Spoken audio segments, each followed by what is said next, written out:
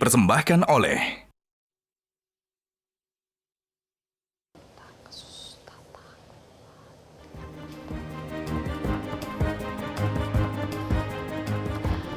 Pemirsa, minggu ini ada kasus yang sangat menggemparkan Republik Plus 62. Dinamakan kasus tata kelola minyak mentah dan kilang dari PT Pertamina Subholding dan KKKS. Sungguh terlalu kalau memang kasus ini nanti terbukti benar di pengadilan.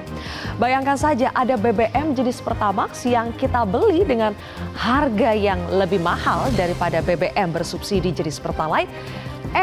Nggak taunya katanya itu adalah Pertalite tapi dijual dengan harga Pertamax. Bukan hanya penipuan, tapi juga skandal besar yang pastinya sangat memalukan jika terbukti benar. Melibatkan perusahaan sebesar Pertamina dan lolos dari pengawasan berbagai pihak, termasuk kementerian terkait.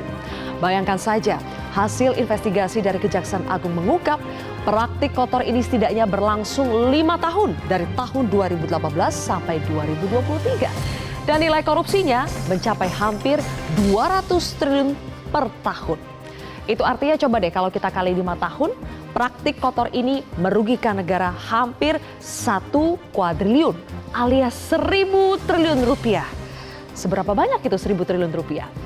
Pemirsa, kata Kejaksaan Agung, modus yang dilakukan adalah dengan mengoplos BBM jenis RON 90 atau yang selama ini kita kenal dengan nama Pertalite menjadi RON 92 atau Pertamax. Kecurangan ini dilakukan para pelaku untuk mengakali aturan pemenuhan minyak mentah dalam negeri yang wajib mengutamakan pasokan minyak bumi dari dalam negeri. Direktur Utama Pertamina Patraniaga Rifa Siahaan sudah dijerat dan ditahan bersama dengan 5 petinggi Pertamina lainnya. Kemudian ada juga 3 pengusaha minyak yang ikut diciduk karena dituduh terlibat dalam persengkokolan ini. Presiden Prabowo Subianto juga sudah buka suara soal dugaan kasus korupsi yang menyeret sejumlah petinggi Pertamina ini. Presiden berjanji akan membersihkan, menegakkan, dan akan membela kepentingan rakyat. Yang menjadi pertanyaan, kenapa sih kalau memang sudah berlangsung 5 tahun, kenapa baru ketahuan sekarang? Benar tidak hitungan 193,7 triliun rupiah itu? Dan siapa lagi pihak yang harus bertanggung jawab dalam skandal besar ini? Inilah kontroversi selengkapnya Pertamax Gun bersama saya Zilvia Iskandar.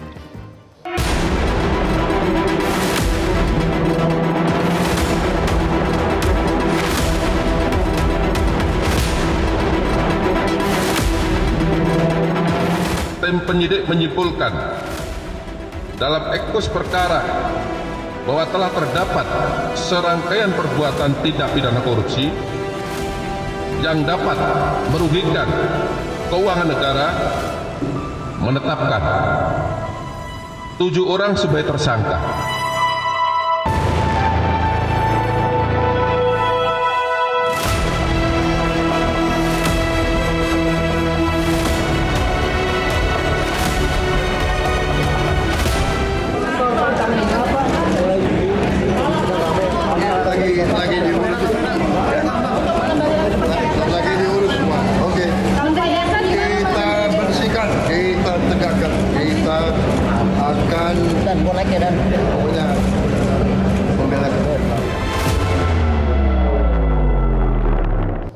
Baik pemirsa, untuk membahasnya sudah hadir 3 narasumber di studio Metro TV. Di sebelah kanan saya adalah Wakil Ketua Komisi 12 DPR RI, Sugeng Suparwoto. Selamat malam Mas Sugeng.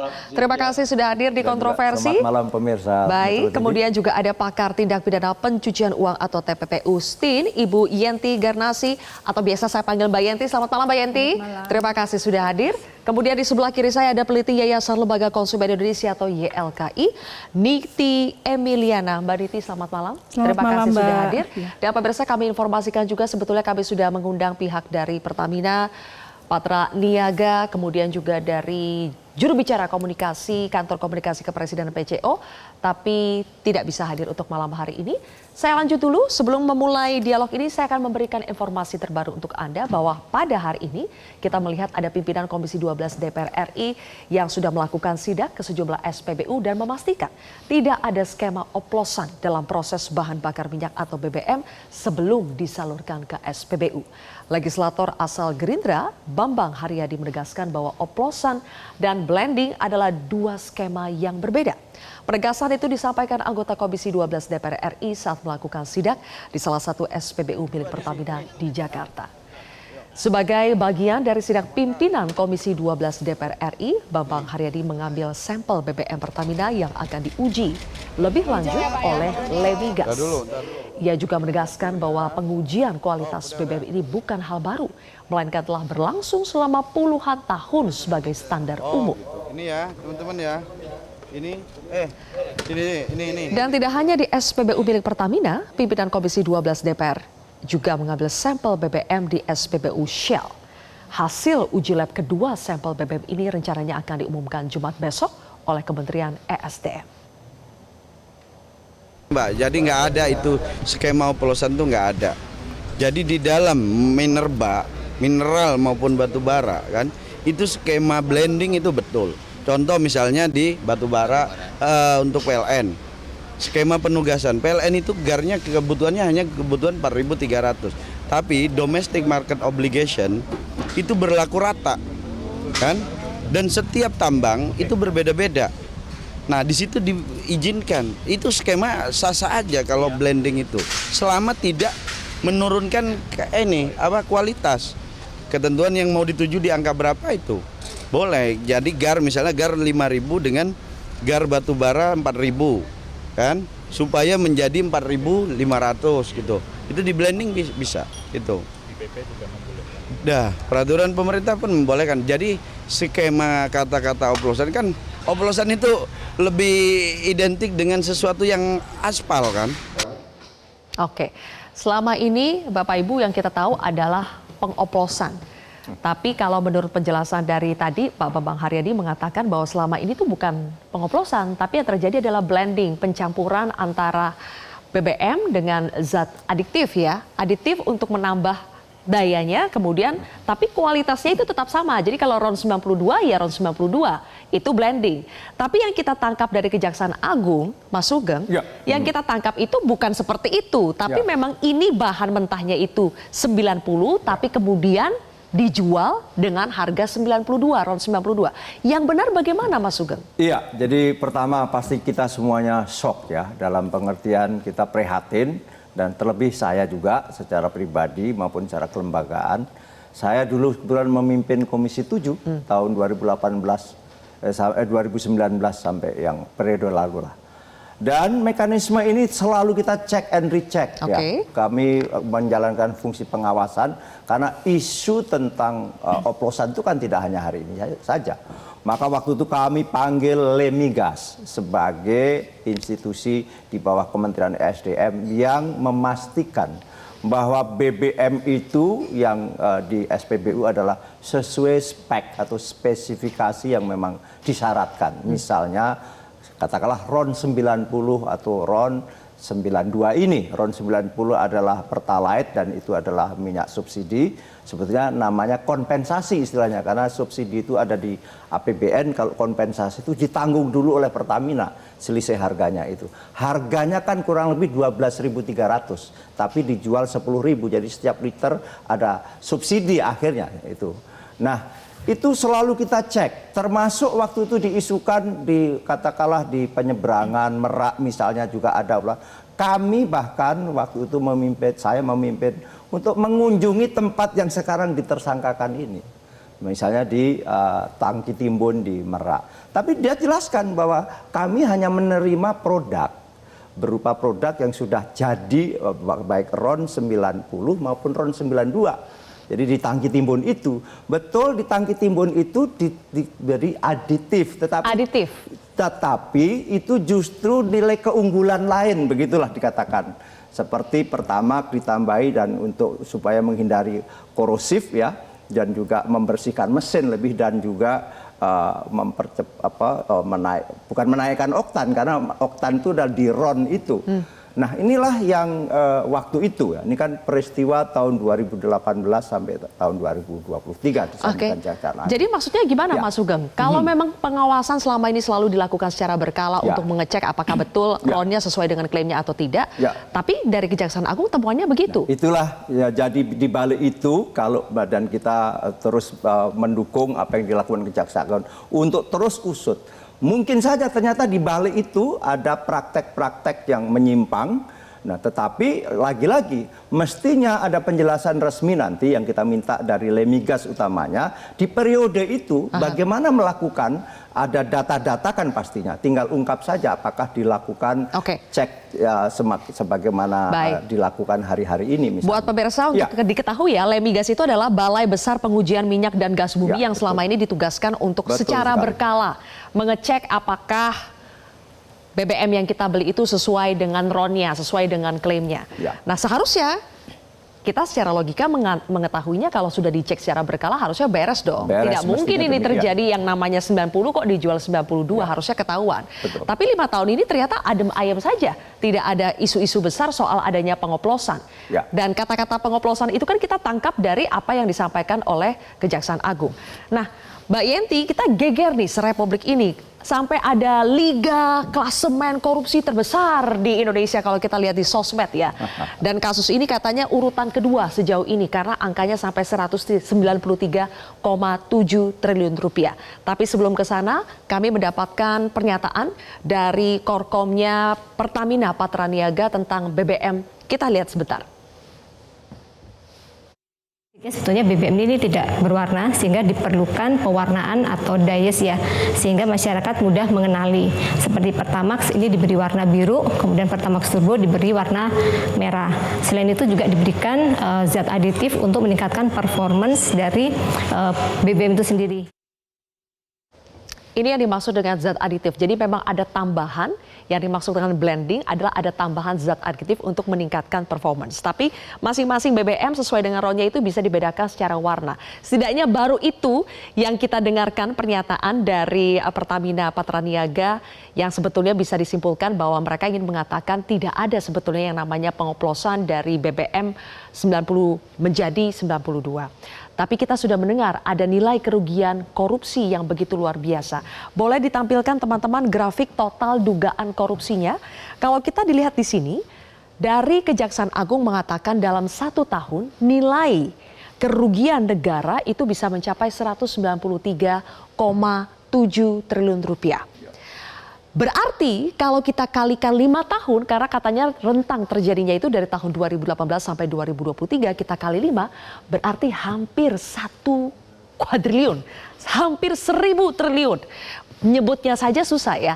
Dan kalau kita hitung perharinya itu berapa sih kalau kita hitung, ternyata perharinya itu 530,68 M. Bayangkan ada institusi kalau ini benar ya mengkorupsi sampai sebegitunya. Per jamnya bisa 22,1 M kalau nilainya sebegitu besar. Bu Yenti, pertama respons Anda ketika mendengarkan Kejaksaan Agung ekspos soal kasus ini. Masuk akal tidak ada kasus korupsi yang selama ini banyak mata yang mengawasi institusi ini tapi kemudian terjadi. Masuk akal tidak angka ini? Ya, kita kaget ya semuanya ya. Tapi kita kan nggak boleh terkaget-kaget terus kan. Kita selalu setelah sekian lama baru ketahuan. Itu yang kita harus lihat. Kenapa baru sekarang setelah 5 tahun. Dan kemudian kalau melihat isu berkaitan dengan Pertamina dan sebagainya kan ini bukan sesuatu yang sangat baru ya. Lama dari dulu juga selalu ada. Sehingga kita tuh sedih sekali. Kita negara dengan SDA termasuk juga sumber daya alam dari minyak ini kan luar biasa, emas luar biasa. Tetapi kenapa masyarakat banyak yang masih miskin ya? Ini yang kejadian-kejadian seperti ini. Yang jelas bagi saya, karena saya juga sering ya ikut gelar perkara di sana, itu tidak mungkin Kejaksaan Agung asal-asalan. Itu pasti udah ada perhitungannya. Dan kemudian yang penting kan yang paling gampang itu kan pasti ada invoice yang harusnya dibayar untuk RON 90, untuk 92. Tapi dapatnya yang 90. Itu pasti sudah ada manipulatif, itu pasti ada korupsi. Karena itu dibayar, kebetulan Pertalite itu dibayar oleh subsidi pemerintah uang negara, kemudian ada kerugian. Kemudian ada pengapalan ya, shaping pengapalan itu juga menjadi sesuatu yang pasti manipulatif juga. Dan kemudian kalau saya lihat tidak sesederhana seperti ini. Dari awal sudah ada satu modus lah ya, modus bagaimana supaya kita impor minyak mentah kan, minyak mentah bukan yang dari dalam. Diatur sedemikian rupa sehingga ada angka-angka itu. Dan kemudian saya juga berpikir tidak mungkin hanya 9 orang ini ya, selevel direktur saja, dirut dan direktur. Karena bagaimana mungkin 9 orang ini dan angkanya 193 atau hampir 200 triliun. Sekarang jadi liganya menjadi nomor 1 ya, karena hampir 1000 triliun kan. Kalau dihitung 5 tahun ya? Kalau 5 tahun kan, ya kita kan kalau korupsi pokoknya seluruh korupsi ya. Timah itu juga beberapa lama gitu kan. Asabri juga sekian lama baru ketahuan gitu kan. Berarti nomor 1 sekarang. Artinya apa? Artinya ini memang sudah ada orang yang diuntung, ada melawan hukum. Kemudian ada orang yang diuntungkan dan mengakibatkan kerugian negara. Orang dirinya atau orang lain atau bahkan korporasi. Nah kita harus lihat semua ini kan di bawah suatu korporasi, bahkan BUMN pun korporasi. Negara pun juga korporasi namanya. Kan ini kita harus lihat, karena masyarakat nanti disampaikan, ini rakyat juga terdampak. Ketidakpercayaan, kegelisahan ini, bicara oplos itu kan memang bicara konotasinya negatif, percampuran tetapi blending tapi untuk hal-hal yang negatif ya. Artinya untuk mengurangi sesuatu yang seharusnya menjadi ini. Saya tidak berbicara tentang teknis berkaitan dengan senyawa oil fraction lah mereka mengatakan karena bukan bidang kita, tapi kita lihat dari bagaimana menggunakan uang negara, bagaimana mensubsidi dan bagaimana masyarakat itu sekarang dalam posisi kayaknya kita tertipu deh gitu ya. Kita ada bilang jangan dong pakai Pertalite karena kita harus Pertamax karena itu untuk ini kan ada ini juga kan. Ternyata kalau benar kan jadi permainan kita ini yang membuat masyarakat itu betul-betul ya saya masyarakat ya betul-betul marah lah. Ini belum selesai satunya lagi. Nah ini dan ini saya juga minta Kejaksaan Agung ketika 9 orang ini dan nanti mungkin ada BO-nya, beneficial ownership-nya siapa. Di antara 9 itu di luarnya siapa, karena kebetulan menggunakan pihak lain. Nah pihak lain kalaupun tadi disampaikan secara teknis bahwa itu biasa, ini masyarakat nggak tahu loh sebelumnya bahwa harus ada zat adiktif supaya begini-begini kan nggak tahu. Kenapa baru sekarang seolah-olah betul-betul defense ya. Kalau untuk orang pidana itu pembelaan yang amat sangat itu menunjukkan bahwa mereka melakukan. Itu dan secara psikologis. Menurut Bu Yenti dengan angka sefantastis itu tidak mungkin hanya dilakukan oleh 9 orang. Minimal ada pembiaran. Tadi ditanyakan kan ini ada pembiaran. Dan dalam hukum pidana itu ada orang yang membiarkan namanya omission delik ya, omission. Jadi orang membiarkan pun bisa dipidana karena dia tahu tapi dia diam saja belum lagi. Kalau dia biar dan membiarkan dan dia dapat sesuatu dia kena juga gitu. Sejak kasus ini mencuat memang betul mulai terasa bahwa muncul ketidakpercayaan. Mereka yang awalnya hanya menduga-duga kok beda ya ketika pakai ini. Sekarang semakin seperti dibenarkan asumsi-asumsi mereka selama ini. Adakah aduan-aduan atau laporan resmi konsumen kepada YLKI selama ini bahwa mereka merasa memang bahan bakar yang mereka bayar dengan harga Pertamax, tapi ternyata kualitas yang mereka dapatkan tidak seperti yang mereka bayarkan? Nanti kita akan ulas lebih jauh pemirsa, usai jeda berikut ini.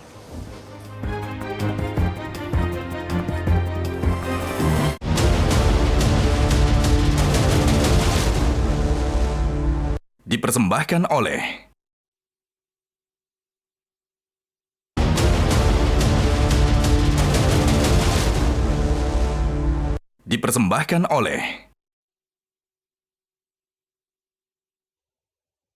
bahwa secara teknis Pertamina Patraniaga memberikan layanan kepada masyarakat untuk RON 90 dengan merek Pertalite dan RON 92 dengan merek Pertamax itu adalah sudah sesuai spek, dan kita menjamin kepada masyarakat bahwa di SPBU yang kita jual adalah sesuai spek.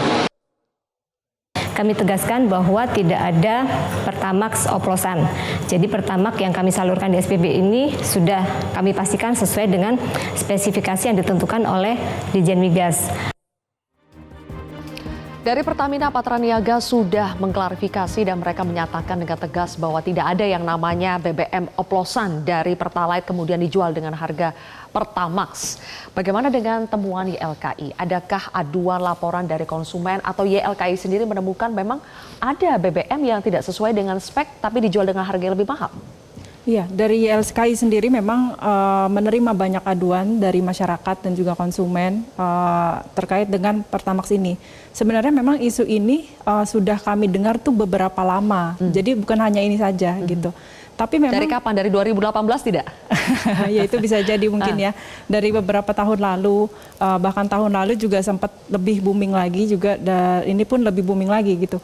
Tapi memang kendalanya adalah ketika konsumen melakukan pengaduan tidak ada buktinya, karena kan tidak ada data lab bahwa yang menyatakan RON yang mereka beli itu ternyata di bawah dari yang dijanjikan. Tidak ada bukti, berarti aduan mereka apa? Asumsi atau mereka testimoni atau apa? Iya, terkait dengan testimoni. Karena kan sebenarnya karena kami hanya bisa menindaklanjuti aduan ketika ada bukti yang jelas. Tapi untuk kasus ini, keterbatasan dari masyarakat itu adalah bukti. Karena masyarakat itu tidak bisa mengecek sendiri, tidak ada alatnya, tidak punya kemampuan atas hal tersebut gitu ya. Nah, maka itu kami menerima banyak pengaduan terkait dengan testimoni, bahkan di media sosial, bahkan mereka datang langsung ke kami, tapi kami tidak bisa menindaklanjuti gitu. Isi aduannya apa? Bahwa mereka merasa apa? Contoh, mereka membeli Pertamax dengan harga sekian, membandingkan dengan merek yang lain yang importir, tapi kok rasanya kualitasnya itu lebih baik yang importir. Bisa jadi mungkin saya juga kurang paham terkait dengan data lab apakah benar gitu ya. Bahkan dari pihak yang bertanggung jawab untuk melakukan pengecekan pun sebenarnya juga belum mempublikasikan kepada masyarakat gitu. Contoh ketika membeli Pertalite itu motornya seringkali mungkin bahasa masyarakatnya berbet gitu ya. Berbet. Berbet ya. Tapi ketika membeli RON yang sama 90 untuk produk yang lain itu mereka lancar untuk spesifikasi dengan RON yang sama 90 tapi kualitasnya berbeda gitu. Itu kan hanya asumsi masyarakat, tapi memang tidak hanya 1-2, sudah banyak. Tapi kami tidak bisa menindaklanjuti karena tidak ada buktinya. Harusnya menurut YLKI, apakah uji lab yang katanya selama ini dilakukan oleh Lemigas secara berkala, harusnya dipublikasikan secara berkala juga kepada publik? Betul, karena itu transparansi untuk masyarakat. Sebenarnya dari Undang-Undang Perlindungan Konsumen juga hak konsumen itu adalah menerima informasi yang benar, jelas, dan jujur. Dan harus mendapatkan produk itu sesuai dengan yang dijanjikan. Kalau dijanjikan RON 90 ya 90. Kalau yang dijanjikan RON 92 ya 92 gitu.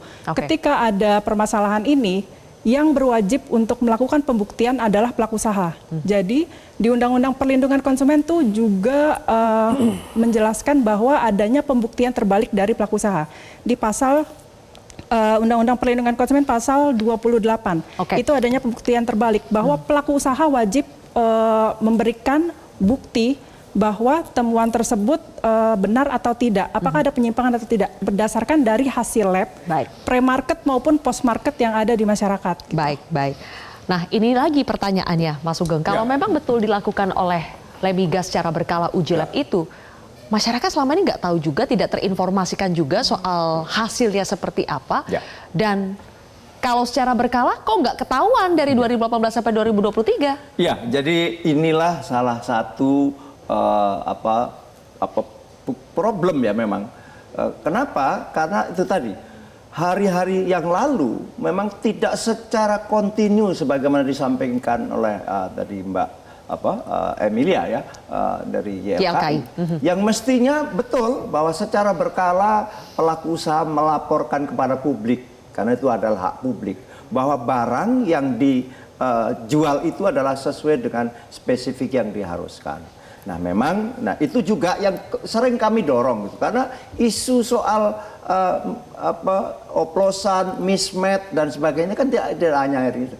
Kami waktu di Komisi 7 berkali-kali dalam rapatnya mendorong yang menurut mereka sudah juga disosialisasikan. Pom-pom bensin disosialisasikan sedemikian rupa, salah satunya adalah dari sisi warna tadi. Bahwa pembeda itu jelas bahwa yang Pertamax itu adalah warnanya biru kan gitu, yang Pertamax Plus itu warnanya merah, sementara yang yang Pertalite ya itu dengan warna tertentu. Sehingga dari situ lantas kualitas itu dipastikan bahwa itulah kualitas yang sebenarnya. Nah memang kan ini tadi bahwa sumber dari baik Pertalite maupun Pertamax ini kan baik dari impor langsung berupa produk itu maupun dari kilang.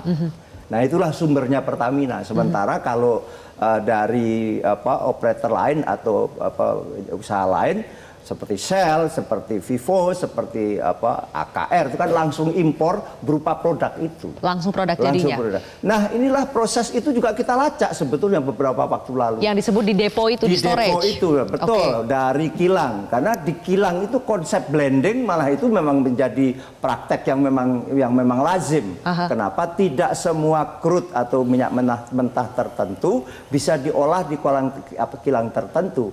Sehingga sering terjadi di blending antara untuk menghasilkan RON yang diharapkan. Tetapi itu adalah di kilang. Begitu sampai ke depo-depo itu adalah sudah dalam bentuk produk. Produk jadi dengan RON tertentu. Itulah yang waktu itu tata kelolanya kita pastikan di situ. Merek lain di blending juga gak sih? Merek lain itu kan mereka datang dengan produk. Jadi tidak di blending lagi?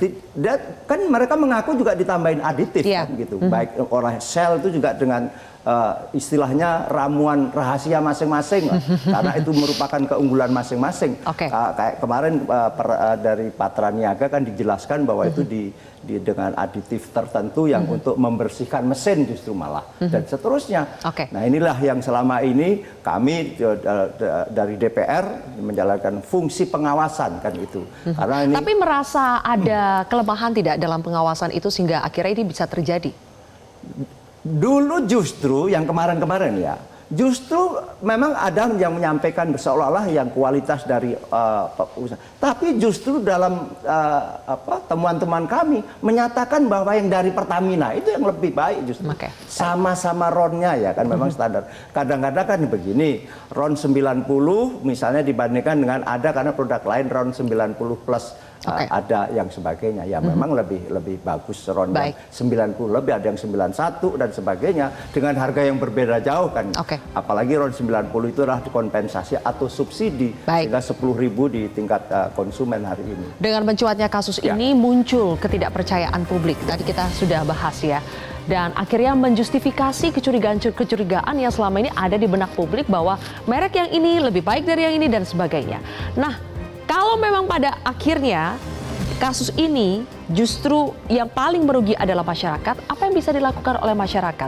Apakah ada jalur hukum yang bisa ditempuh oleh masyarakat atau bagaimana? Nanti saya akan tanyakan itu kepada Mbak Yenti usai jeda pemirsa.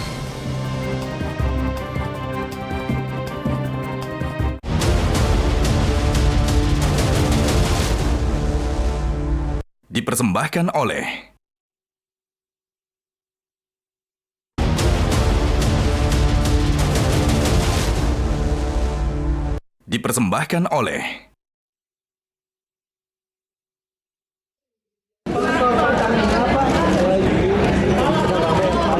lagi diurus semua. Oke. Kita bersihkan, kita tegakkan, kita akan pokoknya membela kebenaran. Baik pemirsa, kembali lagi di Kontroversi. Bagi Anda yang baru bergabung, kami akan paparkan sebetulnya bagaimana sih modus yang disebut korupsi tata kelola minyak mentah dan kilang dari PT Pertamina Subholding dan juga KKKS. Modus yang dipaparkan oleh Kejaksaan Agung, kita lihat setidaknya kami merangkum ada 3. Yang pertama adalah mengatur kebijakan produksi minyak kilang. Maksudnya itu mengatur kebijakan produksi minyak kilang domestik agar berkurang sehingga mengharuskan impor dalam jumlah besar. Padahal kapasitas dalam negeri itu bisa untuk memproduksi lebih banyak. Tapi dibuatlah kong-kali-kong dengan berbagai ketentuan dan kesepakatan, akhirnya ditekan produksi di dalam negeri sehingga mengharuskan impor dalam jumlah besar. Kemudian yang kedua, dari pihak perusahaan membeli RON, maksudnya dari institusi ya, institusi negara kita membeli RON 90 atau yang lebih rendah RON-nya, tapi bayarnya dengan harga RON 92. Nah, dari pembelian itu dilakukan blending, pencampuran, atau kalau masyarakat lebih taunya itu pengoplosan, tapi katanya beda antara blending dengan pengoplosan. Di blending katanya di depo untuk menjadi RON 92. Intinya speknya itu sebetulnya bukan RON 92. Kemudian yang ketiga ada markup, penggelembungan di situ. Pengadaan impor minyak mentah harusnya harga yang dibayarkan lebih murah, tapi ini digelembungkan harganya sehingga kita negara harus bayar lebih mahal sebesar 13-15%. Kurang lebih ini adalah 3 modus yang dilakukan oleh para tersangka terkait dengan kasus mega korupsi tata kelola minyak mentah ini. Nah, Mbak Yenti, kalau yang paling dirugikan adalah masyarakat karena mereka menerima atau membayar BBM yang tidak sesuai dengan speknya, yang tidak sesuai dengan mereka bayarkan, apa yang bisa dilakukan masyarakat? Ya gini ya, satu tadi disampaikan oleh Kejaksaan Agung kerugian negara, nanti keuangan negara, perekonomian negara kita lihat nanti, tapi kerugian negara. Nah sekarang kita bicara negara itu rakyat atau bukan, itu juga kadang-kadang dipisahkan. Nah tapi ini ada yang betul-betul menusuk ke jantung rakyat ya, karena dia langsung gitu kan, langsung. Nah kalau kita mempunyai satu mekanisme yang namanya class action ya, class action itu biasa kan kalau rame-rame itu bersamaan di atas nama rakyat lah ya, karena ini terasa sekali ya, walaupun saya pernah ya suatu saat itu keluar kota yang jalannya kecil, yang kota kecil gitu ya, sampai-sampai kita deg-degan. Kenapa? Karena mobil kita tidak memungkinkan pakai Pertalite, harus Pertamax. Padahal tidak semua ada gitu. Sampai kita tuh deg-degan sampai ini. Ternyata kalau sekarang, ternyata kayak gini dibohongin, kita mulai patuh ya, takut kan mobil ini dengan nomor ini tidak berhak atas itu. Kan rakyat udah patuh. Ternyata dibegitukan itu artinya penipuan kan, manipulasi kepada masyarakat. Padahal tadi transparansi menjadi haknya. Daulat rakyat itu di situ. Karena uang negara pun ya uang rakyat harusnya. Karena kita juga sudah bayar pajak dan lain sebagainya. Artinya ini memang kita harus mencari suatu pemikiran yang mendalam. Bagaimana ya caranya? Karena banyak sekali korbannya kan. Semuanya hampir pakai ya.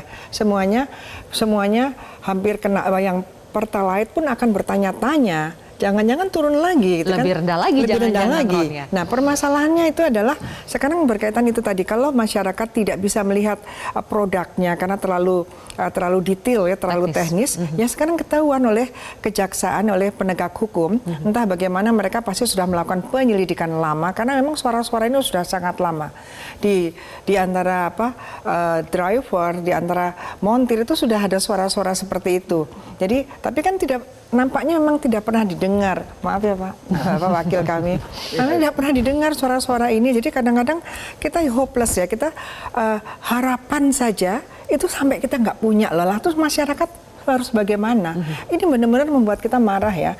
Kok seperti ini korupsinya sampai-sampai kita kehilangan demokratisasi, kita kehilangan kita akan dijanjikan yang lebih sejahtera, malah tidak ada, kemiskinan semakin banyak kan, dan ketidakpercayaan itu adalah hilangnya satu harapan dari masyarakat. Ya, sekarang timbul krisis kepercayaan terhadap negara, bisa dibilang seperti harus itu. Ditelusuri ya. Untuk ini sekarang kita bicara juga pada para pelaku itu yang sudah 5 tahun. Berharap pada kejaksaan harus langsung cari dengan TPPU-nya agar kita tidak bengong aja hanya penjara, tapi uang itu kemana? Ya, nanti kita akan bahas soal TPPU keahliannya Mbak Yenti. Tapi Mbak Niti, tadi Anda mengatakan bahwa selama ini sudah ada aduan dari masyarakat, tapi mereka tidak punya bukti. Nah sekarang dengan mencuatnya kasus ini, berarti kan kita anggap bahwa Kejaksaan Agung sudah punya buktinya. Apakah itu bisa dilinearkan kalau misalnya ada masyarakat yang ingin mengajukan gugatan proses hukum class action? Apakah itu bisa dijadikan bukti oleh masyarakat? Bisa juga. Jadi konsumen itu juga bisa bergerak bersama-sama untuk melakukan gugatan class action.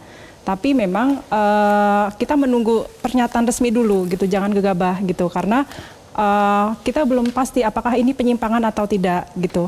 Sebenarnya YLKI itu sudah beberapa kali berkomunikasi dengan Pertamina gitu, karena beberapa kali YLKI juga membuat kerjasama untuk diskusi sosialisasi untuk program Pertamax ataupun program Langit Biru ke masyarakat. Ya, pernyataan dari Pertamina memang ya sesuai dengan apa yang mereka sampaikan di masyarakat. Jadi sebenarnya aduan dari masyarakat itu kita diskusikan juga kepada Pertamina, tapi memang pernyataannya seperti itu dan kita juga tidak memiliki bukti. Yang bisa YLKI lakukan sebenarnya adalah melakukan diskusi. Tapi memang pernyataan tersebut seharusnya memang dari Pertamina sendiri yang memberikan pembuktian secara jelas dan transparan kepada masyarakat. Kalaupun nanti masyarakat ingin melakukan gugatan class action, itu bisa dilakukan secara bersama-sama dengan adanya koordinator. Sebenarnya YLKI pun juga beberapa kali berpengalaman untuk melakukan gugatan class action ini. Gitu. Jadi, apakah harus ada vonis dulu di pengadilan, terbukti dulu, baru kemudian masyarakat bisa melakukan gugatan class action itu? Yang jelas sebenarnya adalah buktinya dulu gitu. Jangan sampai kan kita sebenarnya ada fitnah ataupun segala macamnya gitu. Memang keterbatasan dari masyarakat itu adalah bukti bahwa apakah benar ada pengoplosan atau tidak gitu. Baik, kami akan munculkan lagi Mbak Niti, Pak Sugeng dan juga Mbak Yenti 3 modus tadi. Boleh ditampilkan lagi teman-teman 3 modus tadi. Saya ingin tanya kepada Mas Sugeng soal 3 modus tadi ya, tolong dimunculkan lagi. Di mana celahnya sehingga para tersangka itu bisa dengan leluasa melakukan 3 modus ini selama 5 tahun terakhir? Boleh dijawab setelah jeda, Mas Sugeng. Kami akan kembali sesaat lagi.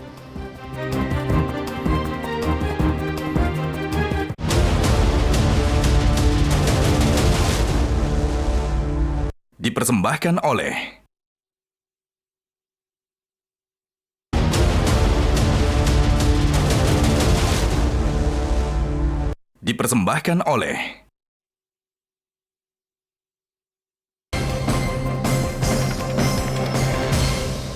Baik, kembali lagi di kontroversi pemirsa di segmen terakhir. Tadi saya bertanya soal di mana celahnya Mas Sugeng sampai 3 modus korupsi tata kelola BBM ini bisa terjadi.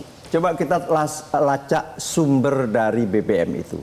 Ada 2 sumber. Satu dari impor, berupa impor produk. Kedua adalah dari kilang. Produksi kita sendiri. Produksi dalam negeri. Nah, kemungkinan adalah tadi bisa lagi-lagi di tingkat pasca produksi yang pastinya. Karena ketika keluar dari kilang pun, lagi-lagi ini prosedurnya, tata kelolanya yang sering kita cek di Komisi 7 waktu itu, adalah dicek oleh Lemigas tadi gitu loh. Demikian juga ketika masuk ke kapal itu dicek juga oleh Lemigas sebelum masuk ke depo, istilahnya dibongkar. Masuk di storage tank itu, lantas disitulah karena ada kemungkinan penambahan aditif lah, kemungkinan di situ sebagaimana juga diduga oleh Kejaksaan Agung kan begitu, jadi penyidikan. Tetapi semuanya kita tunggulah, kita tidak bisa menduga-duga karena namanya memang. Karena faktanya begini kan, fakta kita memang sejak tahun 2004 kita itu menjadi net imported BBM, baik produk maupun crude. Kenapa? Lifting minyak juga terus turun sampai hari ini, bahkan konsumsi hari ini sekitar 1,46 juta barrel, 1,46 juta barrel, sementara lifting minyak kita per tahun 2024 kemarin hanya 578.000 barrel per hari. Jadi impor kita baik produk berupa tadi produk baik RON 90, RON 92, juga ada produk 94, 98, tetapi juga kita impor crude. Kenapa? Karena refinery kita terlebih-lebih tahun-tahun itu sebelum ada namanya RDMP. Itu hanya kapasitasnya sekarang saja setelah selesai 6 kilang diperbaharui itu hanya 1,15 juta barrel per hari, padahal tadi konsumsinya 1,46. Jadi tapi untuk kasus ini Mas Sugeng, Kejagung justru mengatakan bahwa mereka para tersangka ini malah mengatur kebijakan produksi minyak kilang domestik itu agar berkurang. Supaya mereka bisa impor dari luar. Nah, itulah makanya tadi, karena memang faktanya kita memang impor. Ada sebuah fakta impor, tapi bahwa volume besaran impor kan betul antara supply and demand lah, bahwa katakanlah konsumsinya sekian, ketersediaannya di dalam negeri. Karena begini juga, ada waktu itu sebelum RDMP ya, tahun 2000, ini kan baru selesai RDMP, Refinery Development Program itu selesai tahun 2022. Jadi sebelum itu praktis adalah ini kilang-kilang yang bisa keleluasan untuk memasak jenis crude atau jenis minyak mentah itu sangat terbatas karena dulu kita ini mayoritas adalah light sweet. Nah ini sangat teknis memang, tapi faktanya adanya begitu. Jadi kalau kita dengar di sini kan bukan persoalan produksi kita kurang, tapi memang sengaja dikurangi supaya bisa impor. Walau bisawab kalau sudah kayak begitu. Oke, Jadi kalau gitu. itulah tapi kita memang betul kita menyayangkan betul Pertamina yang selama ini kita luar biasa masuk di 500 Fortune dan terus performanya secara baik, apalagi sekarang masuk dalam bingkai Danantara secara valuasinya juga kurang lebih 10% dari seluruh total aset. Ternyata di balik ini ada praktek-praktek yang sangat-sangat mengecewakan bagi kita semuanya. Ancaman hukumannya sejauh ini yang kita dengar itu maksimal 20 tahun dengan pasal 2 atau pasal 3 Undang-Undang Nomor 31 ya. Mbak Yenti, apakah cukup hanya dengan ini atau dengan jumlah korupsi sebesar itu bisa ada lagi pasal-pasal yang dikenakan supaya hukumannya lebih berat lagi? Ya, itu kan pasal 2 ya, pasal 2 atau pasal 3 ya. Pasal 2 lah yang paling ini, pasal 2 itu penting. Dan kemudian kan setiap korupsi apalagi sudah 5 tahun.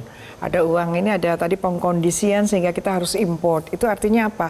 Pasti nanti ada broker-broker, ya ada komisi. Itu kan sarang korupsi. Itu sebetulnya korupsi ini bukan korupsi yang luar biasa, bukan white collar crimes. Ini hanya karena pengawasannya aja. Ada pembiaran, karena sangat sederhana. Tidak bukan kalau kripto dan sebagainya itu kan bukan yang cyber itu enggak. Ini kong kali kong, betul-betul kong kali kong gitu ya. Sehingga mereka ya antara satu tahu sama tahu lah gitu ya, nanti bagi-bagi ini yang seperti ini.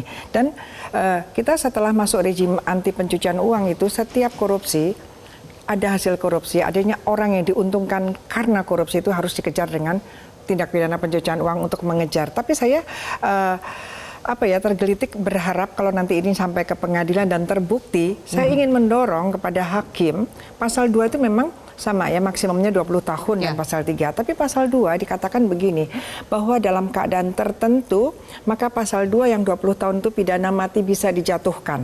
Gitu ya. Minimal beranilah menuntut pidana mati gini, karena apa? Sempat ada 2019, 2020, 2021 itu pandemi. Karena keadaan tertentu bahaya. Bahaya, semoga hakim itu bisa menafsirkan ya. Jadi kita juga miskin dengan penafsiran hakim, miskin dengan penemuan-penemuan hakim, bahwa hakim harus tahu bahwa ini ada kejahatan yang luar biasa langsung kepada masyarakat sehingga kita pun bingung. Hakim harus bisa menggali nilai-nilai yang ada sehingga berani menemukan hukuman yang lebih cocok yang karena yang 20 tahun kurang kuat. Jadi ada pandemi yang terjadi di situ. Ada pandemi, berarti ada bahaya tertentu, bahayanya kedaruratan itu semoga masuk gitu. Hakim semoga berani. Saya pidana sekarang mati lah ke Mbak Niti, Mbak Yenti, terima kasih. Terakhir, bagaimana YLKI melihat sekarang sudah terjadi krisis kepercayaan terhadap Pertamina? Adakah cara yang harus dilakukan supaya kepercayaan publik ini bisa pulih kembali dalam waktu cepat sebelum memang nanti ada vonis pengadilan ya? Tapi apa yang menurut Anda bisa dilakukan oleh pemerintah, oleh institusi? Sebenarnya saya tidak yakin ini akan peningkatan kepercayaan akan cepat ya. Jangan lupa juga bahwa yang dirugikan itu bukan hanya negara, tapi rakyat juga. Karena kan konsumen itu semuanya di seluruh Indonesia itu kan rakyat menggunakan Pertamax juga, gitu. Jadi di Undang-Undang Perlindungan Konsumen pun jika memang terbukti di pasal 19 itu dijelaskan bahwa tanggung jawab dari pelaku usaha memberikan ganti rugi, baik itu imaterial maupun material, baik dari kerusakan, pencemaran maupun dari kerugian konsumen yang asal dari pengkonsumsian produk tersebut gitu. Jadi sebenarnya ini bisa dilakukan untuk penggugatan class action jika memang benar-benar terbukti gitu. Konsumen juga dirugikan. Ini benar-benar sangat mengecewakan. Jadi saya tidak yakin akan terjadi peningkatan kepercayaan dalam waktu cepat gitu. Baik, kalau begitu nanti kita tunggu bagaimana muara dari kasus ini, ujungnya akan seperti apa. Sebenarnya banyak sekali yang perlu digali lebih jauh. Terima kasih Mas Sugeng, Mbak Yenti dan juga Mbak Niti. Terima kasih sudah bergabung bersama kami di Kontroversi. Pemirsa, saya Zilvia Iskandar pamit undur diri. Selamat malam. Sampai jumpa.